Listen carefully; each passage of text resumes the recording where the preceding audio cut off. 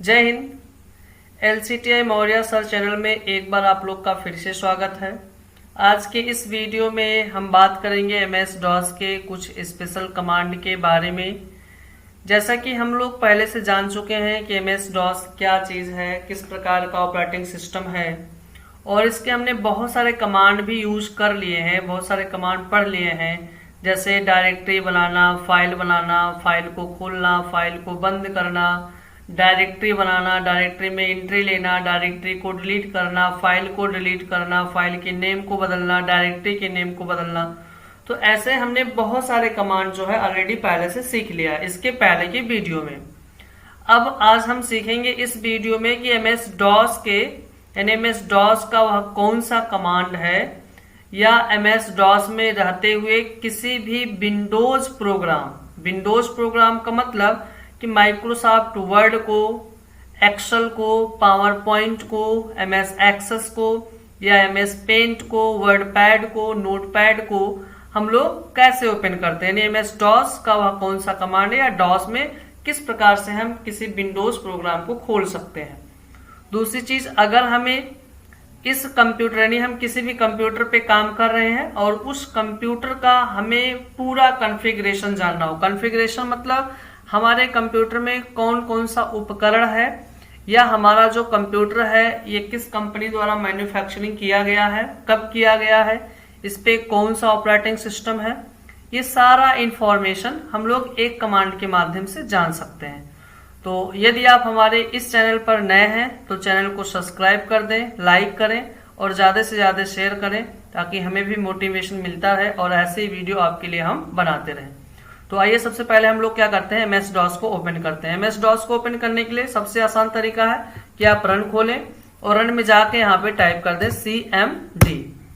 यहाँ पे आपको CMD कर देना है और CMD करने के बाद आपका ये DOS खुल जाएगा। DOS का कुछ इस प्रकार से इंटरफेस आपको दिखाई देगा।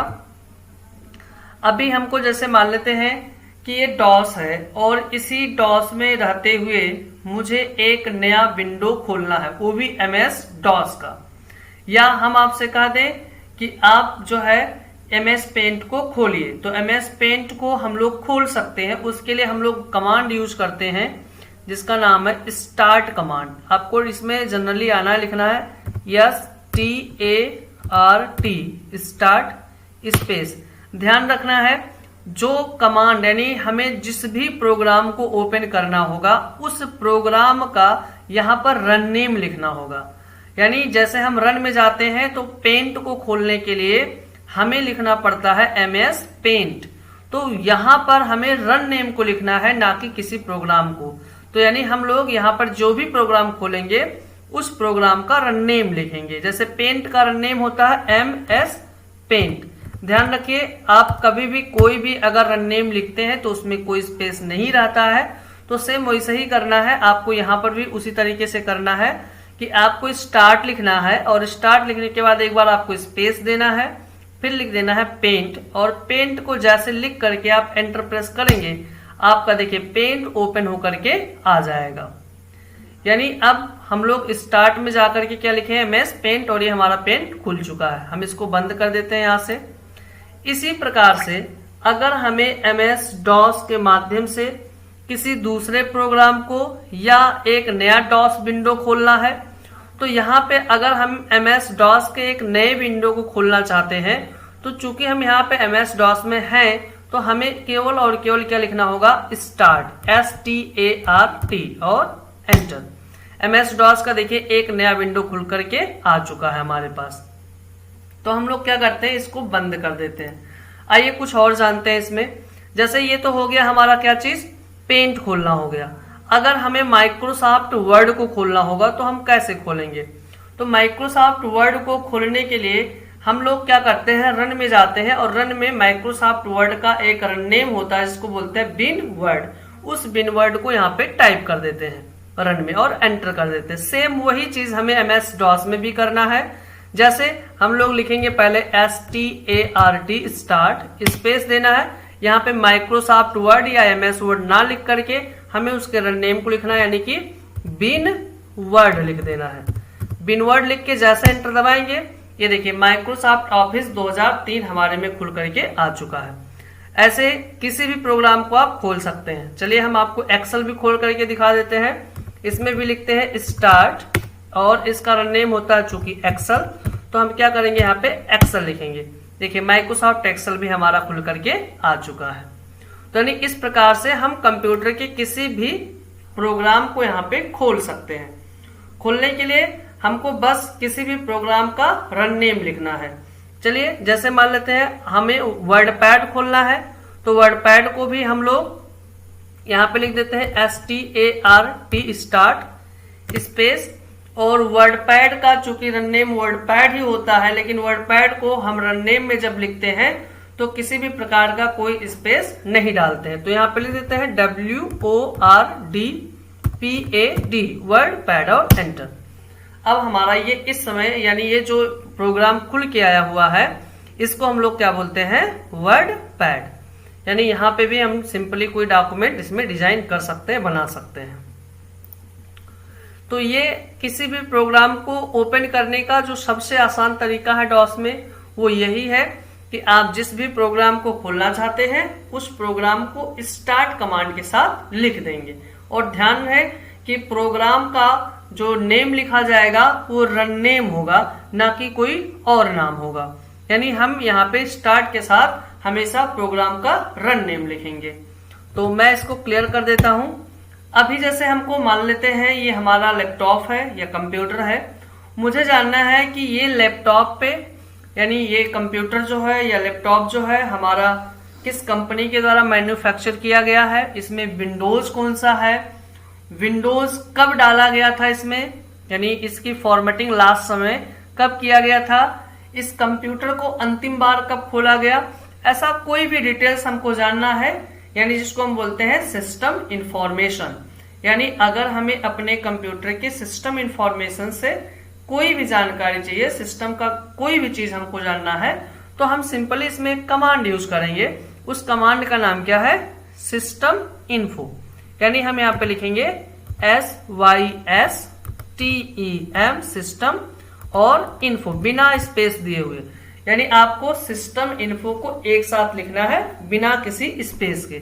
इसको लिखने के तुरंत बाद जैसे आप एंटर दबाएंगे, देखिए आपका ये लोडिंग कर रहा है, पूरा कॉन्फ़िगरेशन इसने लोड कर लिया और लोड करने के बाद हमारे डिस्प्ले पर इसने शो कर दिया है।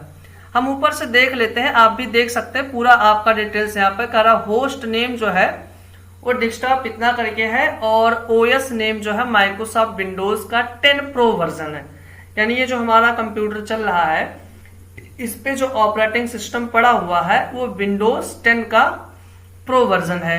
वर्जन 10.0 का रहा है कि डॉस का है, जो इनबिल्ड है ये हमारे इसमें मैन्युफैक्चर हुआ है। यानी इसने जो है बनाया है जो हमारे ऑपरेटिंग सिस्टम को, वो कौन है, माइक्रोसॉफ्ट कारपोरेशन है। ठीक है, तो यहाँ पे पूरा डिटेल्स आप देख सकते हैं, सब कुछ इसमें लिखा हुआ है, रजिस्ट्रेशन ऑर्गेनाइजेशन सब कुछ है। देखिए यहाँ पे भी लिखा हुआ है वर्जिनल इंस्टॉल डेट, यानी इसको लास्ट समय में इंस्टॉल कब किया गया था, तो वो यहाँ पे लिखा हुआ है कि 23/6 यानी 23 जून 2021 को 5:46 पे ये सॉफ्टवेयर हमारा यानी कि ऑपरेटिंग सिस्टम इस लैपटॉप में इंस्टॉल किया गया था।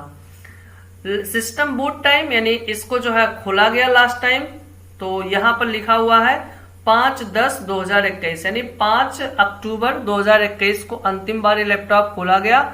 और वो हमारा पीरियड भी यहाँ पे समय भी बता रहा है 9:03 पे खोला गया। ये सिस्टम मैन्युफैक्चर हुआ है किस कंपनी के द्वारा, लेनोवो के द्वारा। सिस्टम का मॉडल ये है आपका दिखा रहा है, सिस्टम टाइप आपको यहाँ पे दिखा रहा है, प्रोसेसर यहाँ पे लिखा हुआ है। ठीक है, बायोस का वर्जन टोटल यहाँ पे लिखा हुआ है, सिस्टम कितने बिट पर चल रहा है वो भी हमारा लिखा हुआ है, हमारे सिस्टम का जो लोकेशन है, जो लैंग्वेज है, वो सारी चीजें दी गई है, टाइम जोन कौन सा चल रहा है, चेन्नई कोलकाता। तो यानी हमारे अगर हम लोग डॉस में जा करके सिस्टम इन्फो लिख देते हैं तो हमारे डॉस के माध्यम से हम अपने कंप्यूटर के पूरे इंफॉर्मेशन को A to Z सारी चीजें यहाँ पर देख सकते हैं। हम एक बार आपको फिर से दिखा देते हैं इसको CLS करके। आपको यहाँ पे सिंपली आना है और लिख देना है सिस्टम इन्फो। ठीक है, जैसे हम सिस्टम, सॉरी स्पेलिंग गलत हो गया, मैं इसको क्लियर कर देता हूं, SYSTEMINFO, सिस्टम इन्फो।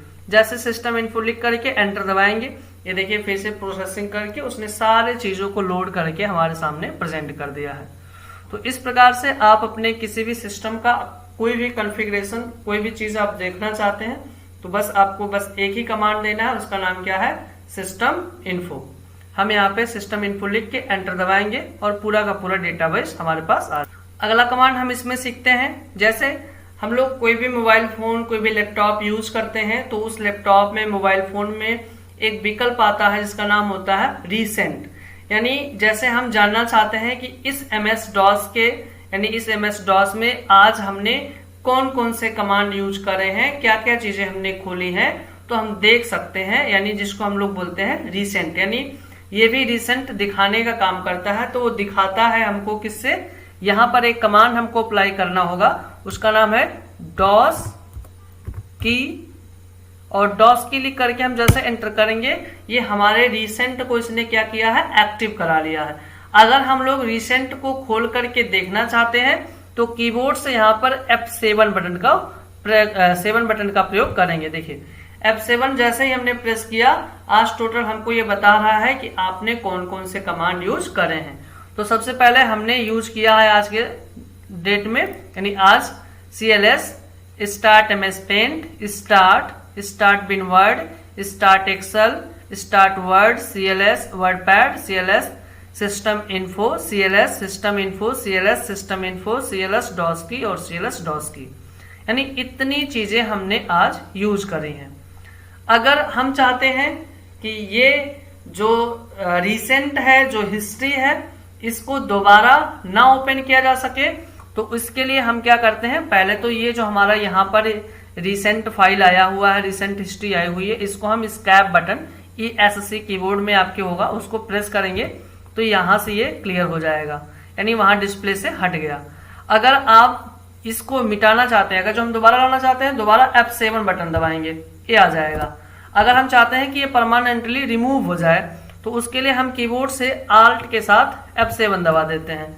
अब Alt F7 दबा देंगे तो ये क्लियर हो जाएगा, और हम जब भी यानी F7 दबाएंगे तो ये कभी भी ओपन नहीं होगा। यानी इस तरीके से अगर हम लोग हिस्ट्री को देखना चाहते हैं, रिसेंट को देखना चाहते हैं तो F7 का प्रयोग करते हैं, और अगर हम लोग मिटाना चाहते हैं, यानी हम चाहते हैं कि MS DOS में जो हिस्ट्री है वो मिट जाए, तो उसके साथ हम लोग किसका प्रयोग करते हैं, Alt, और इसमें आपको F7 बटन का प्रयोग करना पड़ेगा।